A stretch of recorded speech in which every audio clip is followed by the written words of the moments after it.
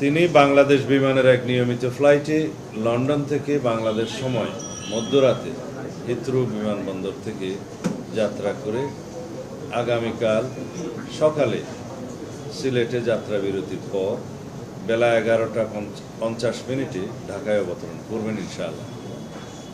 বিমানবন্দরে তাকে অনাড়ম্বর অভ্যর্থনা জানাবেন বিএনপির স্থায়ী কমিটির সদস্যবৃন্দ।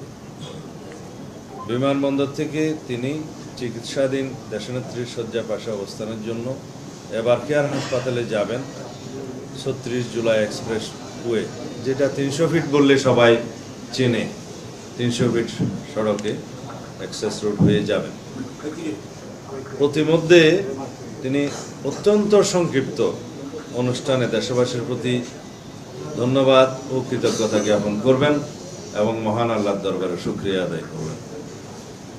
আমরা জানি আমাদের শত চেষ্টায়ও প্রিয় নেতাকে একবার দেখার দুর্নিবার আকর্ষণে 17 বছর ধরে অপেক্ষমান দেশের সকল প্রান্ত থেকে আসা লক্ষ লক্ষ জনতার রাজধানীমুখী জনস্রোত প্রশমনের সাধ্য আমাদের নেই। আমরা নিশ্চিত ইনশাআল্লাহ আগামীকাল বাংলাদেশ তার ইতিহাসের বৃহত্তম জনসমাবেশ সাক্ষী হতে চলছে। সেই ইতিহাস দৃষ্টান্ত হয়ে থাকবে। এই সুবিশাল আয়োজন নিশ্চিদ্র বা ত্রুটিহীন করা আমাদের এই ক্ষুদ্র কমিটি এমনকি বৃহৎ দলের পক্ষেও সম্ভব নয়।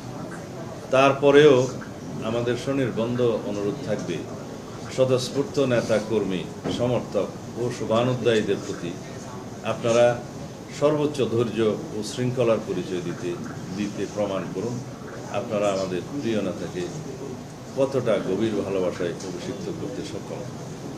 এই বিশাল আয়োজনে আমাদের মিডিয়া সতীর্থ হিসেবে আপনারা এই যাবৎ যে সহযোগিতা প্রমাণ রেখেছেন সেই জন্য জানাই গভীর কৃতজ্ঞতা এবং আগামীতে সেটা অব্যাহত রাখার অনুরোধ জানাই।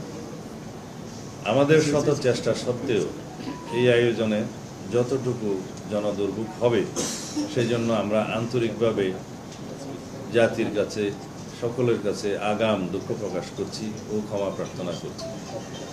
আমাদের স্বাধীনতা ও সার্বভৌমত্বের প্রতীক জনাব তারেক রহমান ও জিয়া পরিবারের এই স্বদেশ প্রত্যাবর্তন সকলের সহযোগিতায় এক অনন্য দৃষ্টান্ত হয়ে থাকবে এই শুভকামনা প্রত্যাশায়। আল্লাহ হাফেজ। বাংলাদেশ জিন্দাবাদ।